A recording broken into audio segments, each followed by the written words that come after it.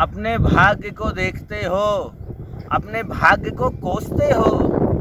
कभी अपने कर्म को देख लिया होता तो ये मुसीबत, ये परेशानी ही चली गई होती। नमस्कार साथियों, मैं इवनिंग ब्लॉग में मैं कृष्णकांत शुक्ला आपका हार्दिक स्वागत करता हूं।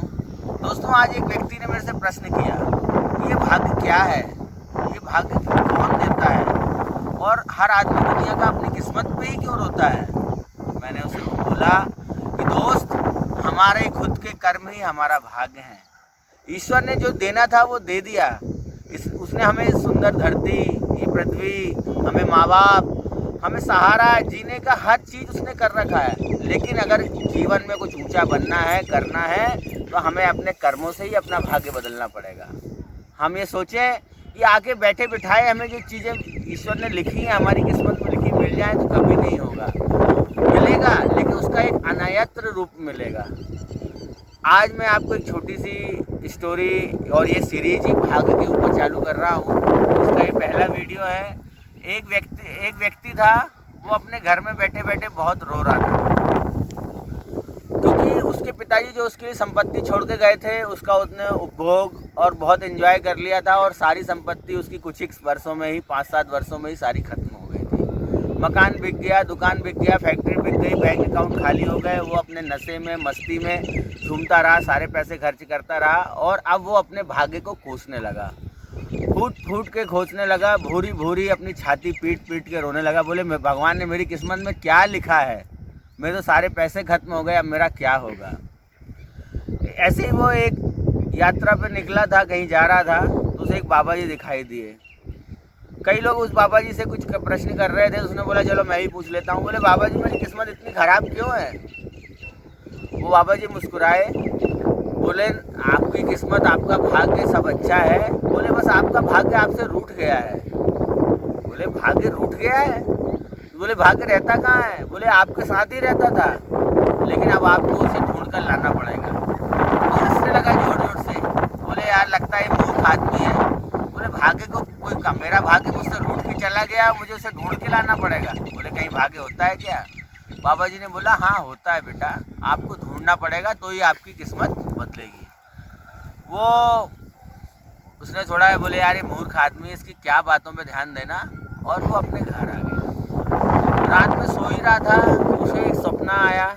सपने में एक आदमी जो कहीं दूर पहाड़ी पे था, वो अचानक से उसके सामने आ गया, उसकी छाती पे बैठ गया, और जैसे वो अपनी छाती पीट पीट के रो रहा था अपने भाग्य के लिए, वैसे ही वो भाग्य उसकी छाती पे बार बार जोर से मारने लगा।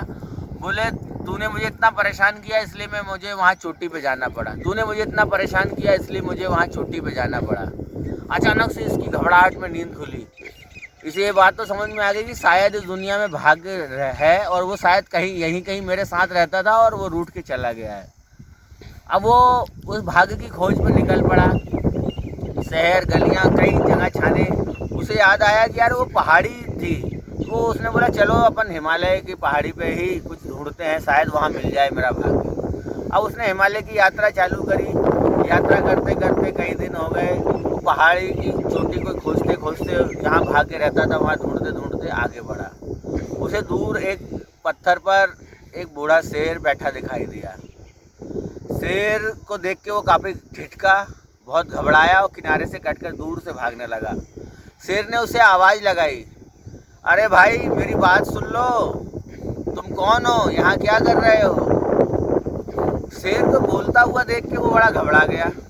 बोले, अरे मैं तुझे कुछ नहीं करूँगा, तू इधर आ, मेरी बात सुन ले, मैं तुझे कुछ नहीं करूँगा। वो दूर से ही बोला, हाँ बताइए क्या है। बोले, तू कहाँ जा रहा है। बोले, मैं अपने भाग्य को ढूंढने जा रहा हूँ। बोले, वो कहाँ रहता है। बोले, मुझे एक बाबा जी ने बताया था कि वो पहाड़ की चोटी जो दिख रही है, उस पहाड़ की चोटी पे रहता है। बोले, अच्छा। बोले, अच्छा, तू जा ही रहा है तो मेरी एक बात पूछ लेगा उस भाग्य से तेरे। बोले, हाँ ज़रूर पूछ लूँगा। बोले, यार, एक काम करना, तुझसे पूछना कि मैं बूढ़ा हो गया हूँ, मुझे बीमारी लग गई है, मैं चल फिर नहीं पाता हूँ, मेरा स्वास्थ्य ठीक नहीं रहता है। बोले, मेरी इस बीमारी का इलाज क्या है। बोले, ठीक है, ज़रूर पूछ लूँगा। ऐसा बोलकर वो आगे निकल गया। आगे जाते जाते उसे भूख लगी, वो कहीं सहारा ढूंढ ही रहा था, तो उसे एक बाग, फलों का बाग दिखाई दिया। फलों के बाग के पास में जैसे पहुँचे तो वहाँ नीचे एक झरना भी बह रहा था। वहाँ के झरने के फल तोड़कर खाने लगा। जैसे ही फल तोड़ के खाया तो उसको फल बहुत ही कड़वे लगे, उसने थू थू करके वो फेंक दिया। बोले यार कैसा गंदा कड़वा फल है। इतने में उस बाग का किसान वहाँ आ गया। बोले हाँ अरे भाई आपने सही किया, बहुत ही कड़वे फल हैं। यहाँ तो जो आता है ये बागों का बगीचा लगा के मैं बहुत परेशान हूँ। बोले सारे फल तो कड़वे ही हैं। बोले आप कौन? बोले मैं इस बाग का मालिक हूँ। बोले और तुम कौन हो? तुम यहाँ इतने वीराने में यहाँ क्या कर रहे हो? बोले मैं अपने भाग्य को लेने जा रहा हूँ। बोले कहाँ रहता है तुम्हारा भाग्य? बोले वो ऊपर पहाड़ी पे रहता है, ऐसा एक बाबा जी रहते हैं। तो बोले तुम क्यों ढूंढ रहे हो? बोले मैं अपनी ज़िंदगी में बहुत परेशान हूँ, बहुत सारी परेशानियाँ चल रही, मेरे पास रुपये पैसे कुछ भी नहीं है, तो बोले इसलिए मैं भाग्य को ढूंढने जा रहा हूँ। बोले यार दोस्त तुम अपने भाग्य को ढूंढने जा रहे हो, अपनी किस्मत बदलने वाले हो, तो बोले मेरा भी एक भला कर देना। बोले बताइए ना क्या है? बोले यार ये उनसे पूछ लेना कि मेरे फल कड़वे क्यों हैं और इन्हें सही करने के लिए मुझे क्या करना पड़ेगा। बोले बिल्कुल पूछ लूँगा। वहाँ से आगे बढ़ा, चलते चलते उसे एक दूर जो है महल दिखाई दे रहा था। उसने सोचा शायद यही भाग्य रहता होगा, लेकिन दूर था वो महल और रात का अंधेरा हो गया। रात वो एक पेड़ के नीचे उसने काटी और सुबह उठ के फिर चलने लगा। दिन में वो महल के वहाँ पहुँचा, उसने दरवाज़ा खटखटाया तो वहाँ से एक सुंदर स्त्री दिखाई दी। स्त्री बहुत सुंदर थी लेकिन उसकी आंखों में आंसू थे, बहुत बेचैन थी, उदास थी। तो उसने बोला कि भाग्य यहाँ रहता है? बोले नहीं नहीं यहाँ कोई भाग्य नहीं रहता है। बोले आप कौन? बोले मैं भाग्य को ढूंढने आया हूँ, मेरे गुरु ने मुझे बोला था कि भाग्य पहाड़ की चोटी पर रहता है। बोले चोटी तो पहाड़ की यहाँ से बहुत दूर है, देखो वो दिख रही है। बोले और आप? बोले मैं यहाँ की राजकुमारी हूँ और यहाँ पे रहती हूँ और बोले मैं बहुत दुखी हूँ। बोले जब तुम भाग्य से ढूंढने जा रहे हो तो बोले मेरा भी एक प्रश्न पूछ लोगे? बोले मेरी किस्मत कैसे बदलेगी, मेरा भाग्य कैसे बदलेगा? बोले बिल्कुल पूछ लूँगा। ये पूछकर वो आगे चला गया। जाते जाते जाते जाते जाते वो ऊपर पहाड़, एक दिन वैसा आ गया वो ऊपर पहाड़ी पर पहुंच गया और उसने बोला भाग्य तुम कहाँ हो? भाग्य तुम कहाँ हो? तो पेड़ पर एक आदमी बैठा हुआ, तो उसने बोला मैं हूँ भाग्य। बोले मैं तुम्हें लेने आया हूँ, तुम मुझसे क्यों रूठ के यहाँ आ गए थे? चलो मेरे साथ। बोले तुम आ ही गए हो यहाँ पे तो मैं तुम्हारे साथ चलूँगा, लेकिन तुम आगे आगे चलो, मैं पीछे पीछे चलूँगा। बोले ऐसा क्यों? बोले मैं पीछे पीछे ही आता हूँ। बोले मैं हर आदमी के पीछे ही रहता हूँ, मैं कभी आगे नहीं चलता। बोले अच्छा, लेकिन बोले तुम आ ज़रूर जाना, ऐसा ना करना कि तुम आओ ही ना। बोले मैं ज़रूर आऊँगा। बोले लेकिन मेरे कुछ दोस्तों ने रास्ते में मुझसे कुछ प्रश्न पूछे थे, क्या तुम उनके उत्तर दे दोगे? क्योंकि मैं तुमसे पहले जाऊँगा तो मुझे में पहले मिलेंगे। बोले ठीक है पूछो। उसने वो राजकुमारी, किसान और उस शेर के प्रश्न पूछ लिए और ये पूछकर वो वहाँ से लौट पड़ा। सबसे पहले महल पड़ा उसे। महल में वो राजकुमारी उसे मिली, फिर वो उसको झरना और वो किसान का खेत मिला। फिर उसके बाद में आगे बढ़ने लगा तो उसे बूढ़ा शेर मिला। वो बूढ़े शेर ने उससे पूछा भाई तुम लौट आए? बोले हाँ मैं लौट आया। और बोले तो तुम्हें तुम्हारा भाग्य मिला? बोले हाँ मुझे भाग्य मिला और भाग्य ने बोला है कि तुम आगे आगे चलो, मैं पीछे पीछे आ रहा हूँ। बोले अच्छा, तो बोले तुमने मेरा प्रश्न का उत्तर लिया? बोले हाँ, आपके अलावा 2 लोग और मिले थे मुझे रास्ते में, उन्होंने भी मुझसे प्रश्न किया था तो मैंने उनके प्रश्न भी पूछ लिए और उनको। बोले क्या उनको उत्तर बता दिए तुमने? बोले हाँ उत्तर बता दिए। बोले कौन कौन मिला था? बोले मुझे एक राजकुमारी मिली थी सबसे अंत में और वो राजकुमारी दुखी रह रही थी। तो बोले उसका भाग्य ने क्या बोला? बोले उस भाग्य ने बोला कि राजकुमारी जब शादी कर लेगी तो उसका भाग्य बदल जाएगा। तो बोले फिर राजकुमारी ने क्या बोला? बोले राजकुमारी मुझे पीछे पड़ गई कि बोले तुम मुझसे शादी कर लो और मैं राजकुमारी हूँ, तुम राजा बन जाओगे और मेरी ज़िंदगी भी बदल जाएगी। तो बोले क्या तुमने उससे शादी कर ली? बोले नहीं, मेरा तो भाग्य मेरे पीछे आ रहा था तो मैं उससे क्यों शादी करता, मैं तो आगे आ गया। बोले फिर दूसरा कौन मिला था? बोले मुझे किसान मिला था। उसके पेड़ों के बाग के जो फल थे वो बहुत ही कड़वे थे।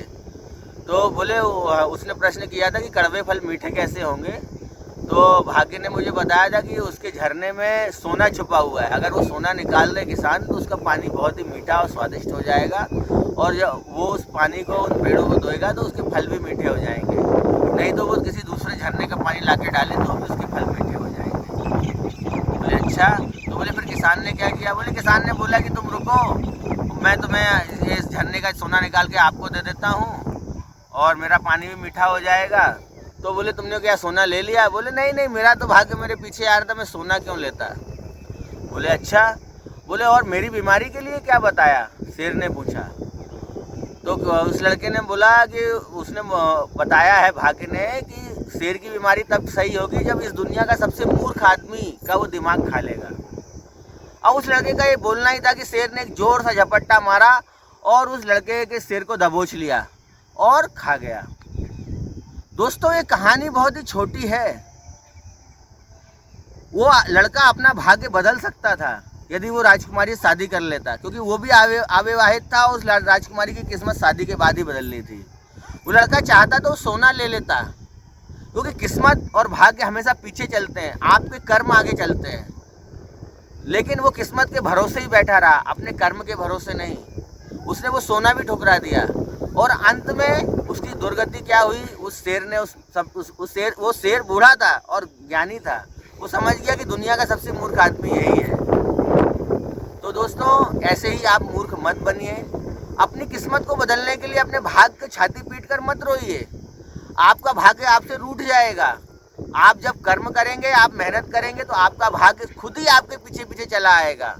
अपने पुरुषार्थ पर विश्वास रखिए और अब कर्महीन नर पावत नाही, सकल पदार्थ है जग माही। इसी के साथ मैं अपना ब्लॉग यहाँ समाप्त करता हूँ और आशा करता हूँ कि आप सबको मेरे ब्लॉग अच्छे लग रहे होंगे। आप मोटिवेट रहिए और लोगों को मोटिवेट करिए। ज़िंदगी में सुखी रहिए, खुश रहिए, प्रसन्नचित रहिए और अपनी प्रसन्नता सबको चहुओर बांटते रहिए और ईश्वर का धन्यवाद करते रहिए। नमस्कार, फिर मिलेंगे। Take care, bye bye.